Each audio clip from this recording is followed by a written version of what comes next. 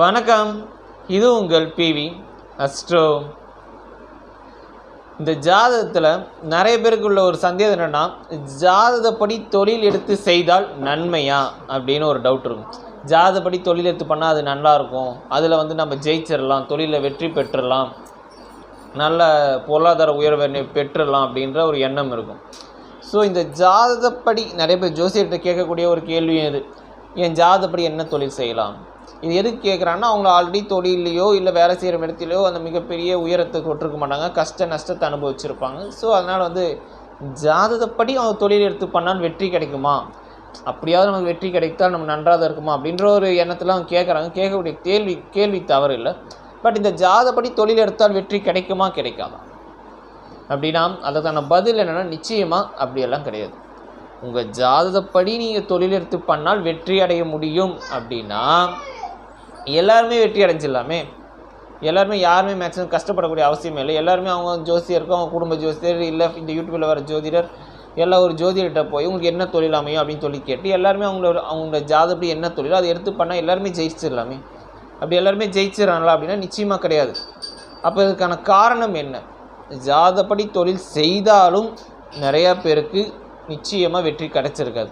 சில பேருக்கு அவங்க செய்யக்கூடிய தொழில் என்னன்னே தெரியாது, அந்த தொழிலில் முன்ன அனுபவமே இருக்காது, ஆனால் அதில் வெற்றி பெற்று லட்சக்கணக்கில் சம்பாதிச்சுட்டு இருப்பாங்க. சில பேர் கேட்டால் என் ஃப்ரெண்டு சொல்லி கொடுத்தான், என் ஃப்ரெண்டு பார்ட்னராக இருக்கான், இல்லை சித்தப்பா போய் பண்ணார், என்ற சொந்தக்கார் ஒருத்தர் என்னை சொல்லி கொடுத்தாரு அப்படின்லாம் சொல்லுவாங்க. அப்படியெல்லாம் கிடையாது.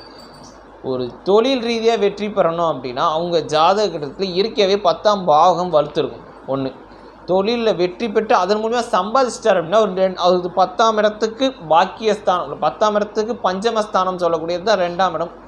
2ஆம் இடம் தான் தனஸ்தானம். இந்த தனஸ்தானத்துக்கு பாக்கியஸ்தானம் தான் லக்னத்துக்கு 10ஆம் இடம். ஸோ அப்போ அவர் ஜாதகத்தில் 2ஆம் இடம் 10ஆம் இடம் இருக்கவே வலுத்து இருக்கும். அப்படி இருக்கும் பட்சத்தில் அவங்க என்ன தொழில் செய்தாலும் வெற்றி பெறுவாங்க. இதுதான் கான்செப்ட். அதாவது நம்ம ஜாதகப்படி தொழில் செய்யணும் அப்படின்றது என்னென்னா, உங்களுக்கு ஜாதகத்தில் என்ன கிரகம் வலிமையாக இருக்கும் அந்த கிரகத்தின் காரகத்துவத்து தன்மையை பெற்று செய்தால் ஜாதக ரீதியாக வெற்றி பெறலாம் அப்படின்னு நிறைய பேர் சொல்லுவோம். அது ஆக்சுவலி காரணம் அது கிடையாது. உங்கள் ஜாதகம் என்ன கிரகம் வலிமையாக இருக்கோ அந்த கிரகத்தோட சிந்தனைகளும் செயல்களும் ஜீவனமும் உங்களுக்கு அமையும். ஒரு எக்ஸாம்பிள், உங்கள் ஜாதகம் சந்திரன் வலுத்து இருக்கார் அப்படின்னா, உங்கள் சந்திரன் வலுத்துனா உங்களுக்கு இயற்கையாகவே ஒரு ட்ராவல் பண்ணணுன்ற ஒரு எண்ணம் இருக்கும். நல்லா வெக்கேஷன் போகணும், நல்லா டூரிஸ்ட் பிளேஸை சுற்றி பார்க்கணும், நல்லா வாய்க்கு ருசியாக சாப்பிடணும், எக்ஸ்போர்ட் இம்போர்ட் பிஸ்னஸ் பண்ணணும், ஒரு கற்பனை திறன் இருக்கும். ஸோ ஒரு சென்னையில் போயிருக்கீங்க அப்படின்னா நார்மலாக ஊர் சுற்றி பார்க்கணும், இந்த பீச்சுக்கு போகணும், மாலு, பார்க்கு, சினிமா தேட்டர் போகணும், இந்த மாதிரி ஊர் சுற்றி பார்க்கணுன்றது எண்ணம், நல்லா ட்ராவலிங் பண்ணணும் அப்படின்ற அந்த எண்ணம் இந்த சந்திரன் வலுத்துனால இயற்கையாகவே கிடைக்கும். சப்போஸ் அது 10ஆம் பாவத்தோடைய தொடர்பில் இருக்குன்ற பட்சத்தில் அவங்க சந்திரன் ரீதியாக தொழில் பண்ணணும் அப்படின்ற அந்த எண்ணம் இருக்கும். இப்போ ஒரு துலா லக்னம் 10ல் சந்திரன் ஆட்சியாக இருக்கார், அவன் இயற்கையாகவே அப்போ அவனுக்கு என்ன இருக்கும், சந்திரனை கொடுக்கக்கூடிய காரத்துவம் தொழில்கள் இயற்கையாகவே இருக்கும். காய்கறி கடை வைக்கிறது, இல்லை உணவுப் பொருள் சம்மந்தப்பட்ட வியாபாரம் பண்ணுறது, இல்லை நீர் சம்மந்த வியாபாரம் பண்ணுறது, இந்த மாதிரி ஏதேனும் ஒரு வகையில் அவனுக்கு அந்த ஈடுபாடு அப்படின்றது அதிகமாக இருக்கும். சரி, பட் அப்போ இந்த சந்திரன் இப்போ துலா லக்னம் 10ல் ஆட்சியாக இருக்கான்னு சொன்னோம். அப்போ ஒரு சந்திரனோட தொழில் பண்ணால் வாழ்க்கையில் வெற்றி அடைய முடியுமா அப்படின்னா நிச்சயமாக முடியாது. முடியாதுன்னா அவரோட சுய ஜாதகத்தை எப்படி இருக்குது. இப்போ நம்ம துலா லக்னம் சொன்ன ஒரு அன்பருக்கு இப்போ அவர் சொல்கிறோம்னா அவரோட மற்ற கிரகநிலை என்ன, சந்திரன் நல்லா இருக்கார், 10ஆம் பாவத்தில் ஆட்சியாக இருக்கார். ஸோ அவர் சந்திரனோட தொழில் அமையும். அதில் வெற்றியா தோல்வியா, அது சம்பாத்தியத்தை கொடுக்குமா கெடுக்குமா அப்படின்னா அவர் ஜாதகத்தில் மற்ற 8 கிரகத்தோட நிலை என்ன, நடைமுறையில் தசாபுத்தி என்னன்றதை வைத்து தான் ஒருத்தரோட, அதாவது புத்திசாலிகள்லாம் வெற்றி பெற்றதில்லை, வெற்றி பெற்றவர்கள் எல்லாருமே புத்திசாலியும் இல்லை.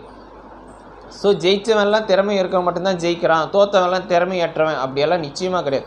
அவனுக்கு ஜெயித்தவனுக்கு நேரங்காலம் நல்லா இருக்குது, அவன் ஜெயிச்சிட்டான். தோற்றவனுக்கு நேரங்காலம் சரியில்லை, அதனால தான் தோற்றுட்டான். இதுதான் காரணமே தவிர அதனால் ஒருத்தன் ஜெயிச்சிட்டான்றனால இவன் புத்திசாலி திறமசாலின்னு சொல்கிறதும், இல்லை ஒருத்தர் லைஃப்பில் தோத்துட்டார், இல்லை தொழிலில் தோத்துட்டார் அப்படின்னா இவனுக்கு ஒன்றும் தெரியாது, இவன் ஒரு தண்டகர்மாந்திரம் அப்படி திட்டுறது அப்படியெல்லாம் ஒன்று கிடையவே கிடையாது. அவருக்கு நேர காலம் அவருக்கு சிறப்பாக இருந்திருக்காது. இதெல்லாம் தான் விஷயம். ஸோ அப்போ ஜாதப்படி ஒரு இடத்துல தொழில் எடுத்து பண்ணுறோம் பண்ணலன்றது கான்செப்டில் உங்களுக்கு ஃபர்ஸ்ட் ஆஃப் ஆல் தொழில் அமைப்பு சிறப்பாக இருக்கணும். ஜாதப்படி தொழில் செய்தாலே வெற்றி அடையுமா அப்படின்னா நிச்சயமாக அடையாது. உங்களுக்கு தொழில் பண்ணக்கூடிய பிராத்தம் இருக்கணும், அதன் மூலியம் சம்பாதிக்கின்ற பாக்கியம் இருக்கணும்.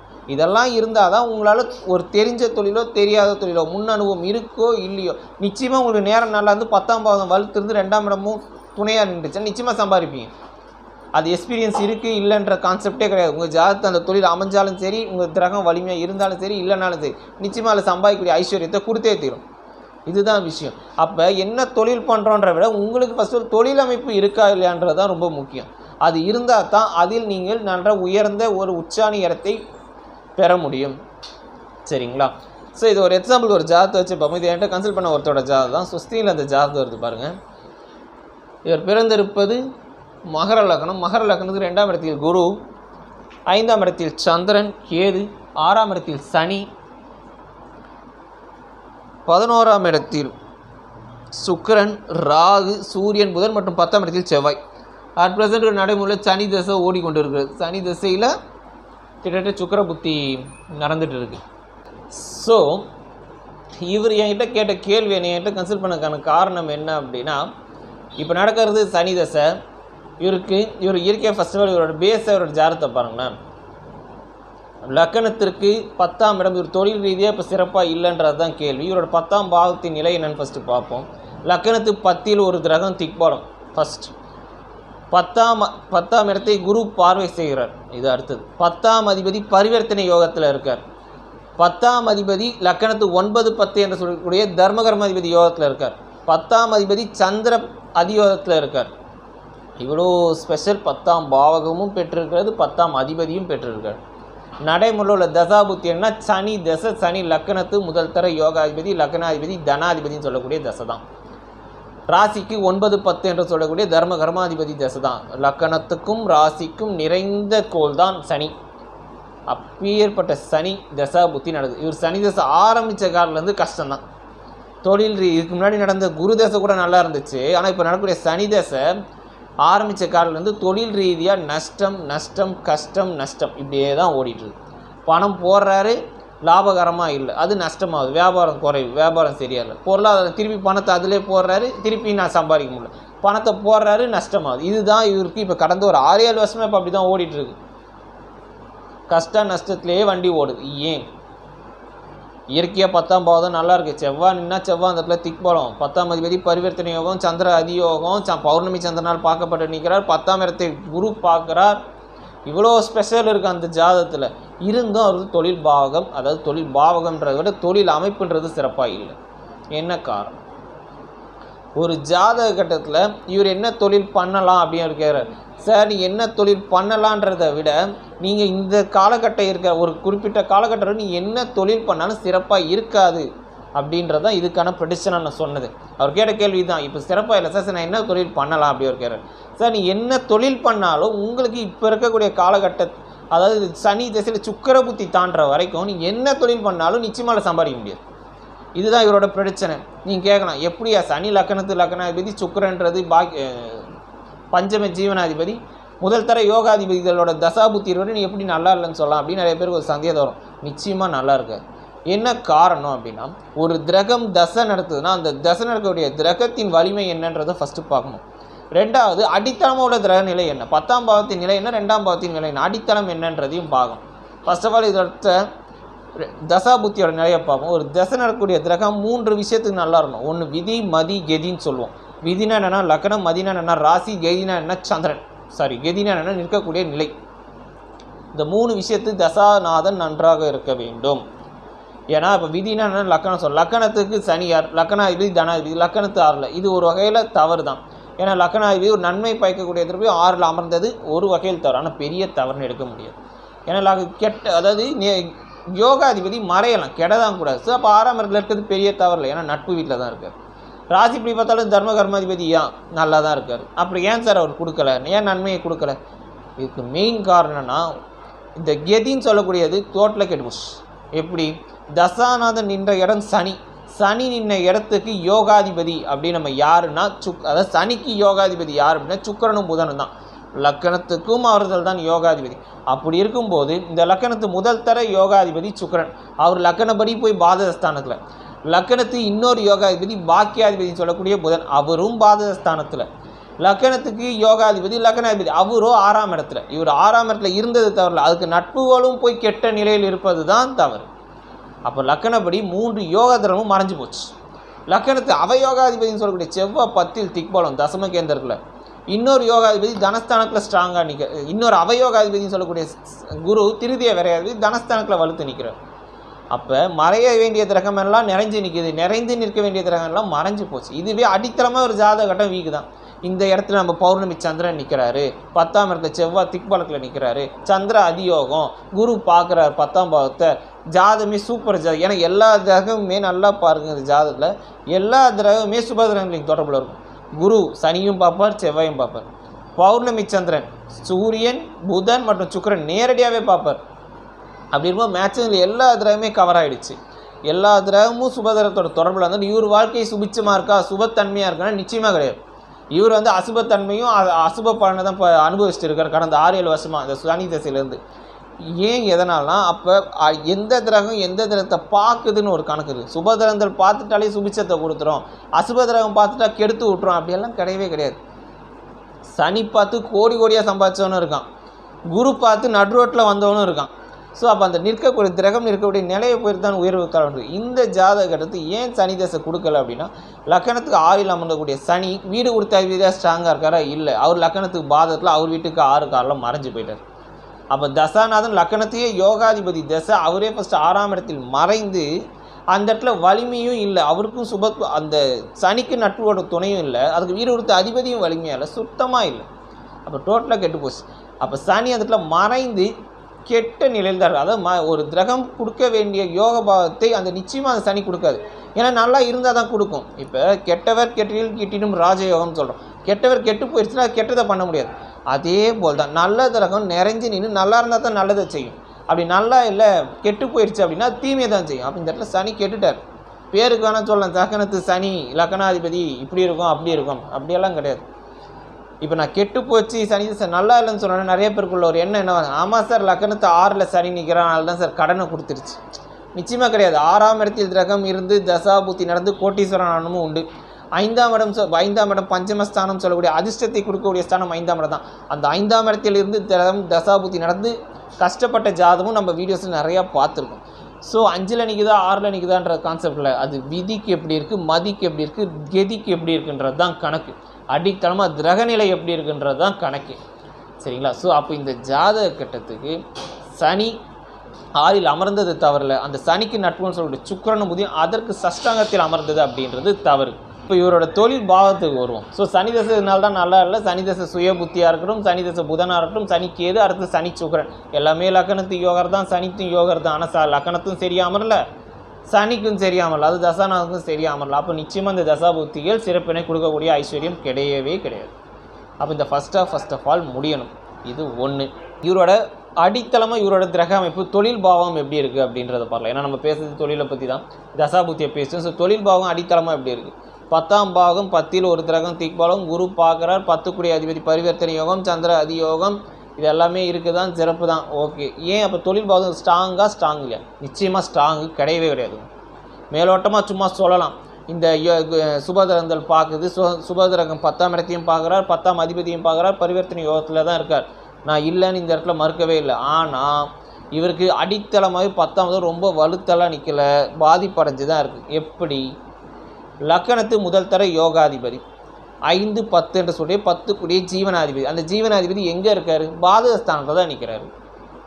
ஒரு நன்மை பயக்கக்கூடிய கிரகம் பாதகத்தில் அமர்ந்தால் பாதகத்தை மட்டும்தான் செய்யுமே தவிர ஒருபோதும் நன்மையை செய்யாது. இப்போ சில கிரகங்கள்லாம் பார்த்தீங்கன்னா ஒரு ப்ளஸ் ஆர் மைனஸ், அதாவது ப்ளஸ் மைனஸ் 2 ஆதிபத்தியம் பெற்றிருக்கும். ஒரு உதாரணத்துக்கு சிம்ம லக்கணத்துக்கு குரு யோகர், ஆனால் அவரே அஷ்டமாதிபதியாக வருவார். அவர் போய் பாதகத்தில் அமர்ந்தால் நன்மையும் இருக்கும் தீமையும் நன்மை இருக்கும். ஏன்னா கெட்ட கிரகம் கெடலாம். ஆனால் இந்த மகர லக்கணக்காரனுக்கு முதல் தர யோகாதிபதி சுக்கிரன் தான். 2 ஆதிபத்தியம் சுபாதிபத்தியம், ஒரு கேந்திரமும் ஒரு திரிகோணமும் பெற்ற சுக்கிரன் மகர லக்கணத்துக்கு அவர் போய் பாதத்தில் இருப்பது தர. அப்போ 10ஆம் பாவகாதிபதி லக்கணப்படியும் பாதத்தில், 10ஆம் இடம் தொழிற்ஸ்தானது கும்பமணிக்கு ஆப்போசிட் பிளேஸ் எது அப்படின்னா இந்த விருச்சத்தையும் மேஷத்தையும் சொல்லலாம், செவ்வாய் வீட சொல்லலாம். அப்போ 10ஆம் பாவத்துக்கும் அந்த 10ஆம் அதிபதி போய் அவர் வீட்டுக்கும் மைனஸாக வந்து லக்கணப்படியும் போய் மைனஸாக பாதத்தில் அமர்ந்தது அப்படின்றது தவறு. ஃபஸ்ட். 2வது அந்த இடத்துல ராகுவோட பிடியில் இருப்பது. இது 2வது. இந்த இடத்துல ராகுவோட பிடியில் இருந்திருந்தாலும் நிச்சயமாக சிறப்படிச்சிருக்காது. இருந்தாலும் ராகுவோட பிடியில் இருப்பது அப்படின்னு மேற்கொண்டு ஒரு மைனஸை கொடுக்குது. இது ஒன்று. அடுத்தது செவ்வாயோட பரிவர்த்தனை. இந்த இடத்துல பஞ்சாயத்தே செவ்வாய் கிட்ட தான். செவ்வாய்க்கும் சுக்கு இந்த 10ஆம் தொழில் பாவத்துக்கு ஆப்போசிட் பிளானட் யார் அப்படின்னு துலாமணிக்கு ஆப்போசிட் பிளானட்னா குருவும் செவ்வாயும் தான். லக்னத்துக்கும் அவங்க அவயோகர் தான், 10ஆம் இடம் தொழில்ஸ்தானத்துக்கும் அவங்க அவயோகர் தான். அப்படிப்பட்ட அந்த பிளானட் 10ஆம் இடத்தோட தொடர்பு பெற்றிருக்கும் போது அப்போ 10ஆம் பாகம் எப்படி சிறப்படையும்? நம்ம சொல்லலாம் குரு பார்க்குற குரு பார்த்தா அந்த இடம் வளரும், தொழில் பண்ணக்கூடிய பிராப்தம் இருக்கும், பாக்கியம் இருக்கும். ஆனால் தொழிலை சம்பாதிக்க முடியாது. தொழில் பண்ணுற எல்லாருமே சம்பாதிச்சிட்டாங்களா அப்படின்னா தொழில் பண்ணுறதுன்றது சோஷியல் சர்வீஸ் யாரும் பண்ண போகல, எல்லாமே சம்பாதிக்கணுன்ற எண்ணத்தில் பண்ணுறது. அப்போ அந்த குரு சுபத்திரகம் பார்த்தனால தொழில் வளர்ச்சி இருக்கும், தொழில் பண்ணிகிட்டே இருப்போம், ஒன்று போனால் இன்னொன்று போனால் இன்னொன்று எதுவும் மாற்றி மாற்றி பண்ணுவார். ஆனால் சம்பாதிக்கணும் அப்படின்னா அது கிரகம் இப்போ ஸ்ட்ராங்காக இந்த 10ஆம் அதிபதி வலிமை இல்லை, 10ஆம் பாகமும் கெட்டு தான் நிற்கிறது. அப்போ தொழில் ஸ்தானம் இந்த இடத்துல கெட்டு போச்சுன்னு தான் அர்த்தம். சரி, அப்போ இயற்கையாகவே இவரோட பேஸ் அப்படின்றது 10ஆம் பாகம் வலிமையாக இல்லை. நடைமுறை தசா புத்தியும் இந்த இடத்துல சாதகமாக இல்லவே இல்லை. ஸோ அப்போ இந்த இடத்துல நீங்கள் கேட்கலாம், சார் அப்போ குரு பாகுது, பௌர்ணமி சந்திரன் இருக்க, சந்திர அதியோகத்தில் பரிவர்த்தனை இந்த யோகம் எதுவுமே வேலை செய்யாதா? யோகங்கள்லாம் உண்மைதாங்க. இந்த யோகம் எப்படி இருந்தால் யோகம்னு ஒரு கணக்கு இருக்குது. சிறந்த மாளவிய யோகம் தான், அதில் சங்கேதம் இல்லை. பட் மற்ற கிரக நிலை இந்த வெறும் ஒரு 2 கிரகத்தை மட்டுமே வச்சு இது நன்மை தான் செய்யும் அப்படியெல்லாம் கிடையாது. மற்ற இருக்கக்கூடிய மொத்தம் 9 கிரக நிலையை வைத்து தான் ஒரு மனிதன் உயர்வு தாழ்வுன்றது சொல்லப்படுகிறது. இந்த இடத்துல சுக்கரன் அப்போ நல்லா இருக்க ராகுவோட பிடியில் நல்ல வாழ்க்கை துணை அமையும். ஏன் அமையும்? ஏன்னா அந்த சுக்கரனோட காரகத்துவம் நல்லாயிருக்கும். அவர் பாதகத்தில் நின்னாலும் அந்த சந்திராதிய பௌர்ணமி சந்திரன் அவரோட காரகத்துவம் தான் நல்லா இருக்குமே தவிர ஆதிபத்திய விசேஷத்தெல்லாம் கொடுக்காது. ஆதிபத்திய ரீதியாக விசேஷம் கொடுக்கணும், அந்த ஆதிபத்திய ரீதியாக அந்த நட்புகளோடு இருக்கணும். அப்போ சுக்கரன் நட்புகள் சனி, அந்த சனியும் சுக்கரனோட தொடர்பில் இருக்கணும். ஆதிபத்திரியை இப்போ 10ஆம் பாவம் வலுத்து நல்லா சம்பாதிக்கணும் அப்படின்னா அப்போ தொழில் பாவம் வளர்ந்துருன்னா சனியோட அந்த சுக்கரனோட சனி பின்னப்பட்டிருக்கணும். இந்த இடத்துல சுக்கரனோட சந்திரன் பார்க்குறாரு, சூரியன் இருக்கார், குரு பார்க்குறாரு அப்படின்னா ஆதிபத்திய விசேஷத்தை கூடாது, காரத்துவ தன்மையை வேணால் கொடுக்கும். இப்போ நல்ல வாழ்க்கை துணை அமையும். ஆனால் நல்ல தொழில் பாவம் வளர்க்கணும் அப்படின்னா ஆதிபத்திய ரீதியாக ரிலேட்டடான அந்த பிளானட்ஸ் தான் துணையாக இருக்கணும். சரிங்களா? ஸோ அப்போ ஒரு ஜாதக கட்டத்தில் உயரணும், அதாவது தொழில் பாவம் தொழில் நல்லா வெற்றி பெறணும்னா நீ ஜாதகப்படி தொழில் பண்ணால் மட்டும்தான் வெற்றி பெறணும் அப்படியெல்லாம் கிடையாதுங்க. நடைமுறையில் உங்களோட ஜாதக கட்டத்தில் தொழில் பாவகமும் தொழில் ஸ்தானாதிபதியும் வலுத்திருந்து நடைமுறை நல்ல தசாபுத்தி இருந்துட்டாலே நீங்கள் தெரிஞ்ச தொழிலோ தெரியாத தொழிலோ அனுபவம் இருக்கோ இல்லையோ அதில் நடைமுறை நல்ல தசாபுத்தியாக நிச்சயமாக நீங்கள் வெற்றி பெற்றுவீங்க. இதுதான் கான்செப்ட். அடித்தளமாக கிரகம் இப்போ நன்றாகுது, தசாபுத்தி இருந்தால் ஒரு தொழில் எக்ஸ்பீரியன்ஸ் இல்லைனா கூட நீங்கள் பண்ணக்கூடிய தொழில் வெற்றி தான் அடையும். போட்டதெல்லாம் தாயமாக தான் விழும், திருமண பக்கம் எல்லாம் வெற்றி தான் இருக்கும். அதே சமயத்தில் அடித்தளமாக 10ஆம் பாவம் சிறப்பில்லாத தன்மையில் அமர்ந்து தசாபுத்தியும் நல்லா இல்லைன்னு வச்சுக்கோங்க, நீ எவ்வளோ தான் எக்ஸ்பீரியன்ஸ் பெற்ற அதில் அதாவது நீங்கள் பழம் தின்னு கொட்டை போட்டவங்களாக இருந்தாலும் அந்த தொழில் அமைப்பில் நிச்சயமாக சம்பாதிக்க முடியாது. தொழில் நஷ்டத்தை தான் கொடுக்குமே தவிர வெற்றியை ஒருபோதும் கொடுக்கவே கொடுக்காது. ஸோ லைஃப்பில் உயரும் சரி தாழ்வும் சரி, நன்மையோ அல்லது தீமையோ, ஏற்றமோ அல்லது இறக்கமோ எல்லாமே நம் ஜாதக கட்டத்தில் உள்ள கிரகநிலை பொறுத்தான் அமைகிறது. சரிங்களா? நம்ம அடுத்த வீடியோவில் வேறொரு தலைப்புடன் சந்திப்போம். நன்றி, வணக்கம்.